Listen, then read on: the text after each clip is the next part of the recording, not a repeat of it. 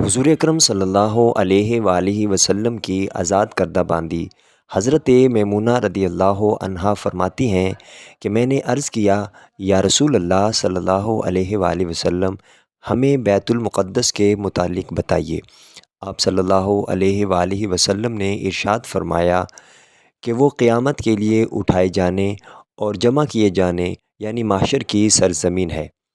تم وہاں جاؤ اور اس میں نماز پڑھو، کیونکہ وہاں ایک نماز پڑھنا دوسری جگہوں کی 1000 نمازوں کے برابر ہے۔ میں نے عرض کیا، اگر میں وہاں جانے کی استطاعت نہ رکھوں تو میں کیا کروں، مجھے بتائیے۔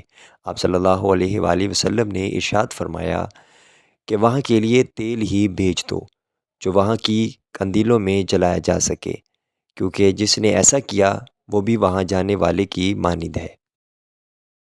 حضور اکرم صلی اللہ علیہ وآلہ وسلم نے ارشاد فرمایا، جس قوم میں فحاشی عام ہو جائے حتیٰ کہ اس کا اعلانیہ اظہار کرنے لگے تو ان میں وبائی امراض اور ایسی بیماریاں پھیل جاتی ہیں کہ ان سے پہلے لوگوں میں ان کا نام و نشان تک نہیں ہوتا۔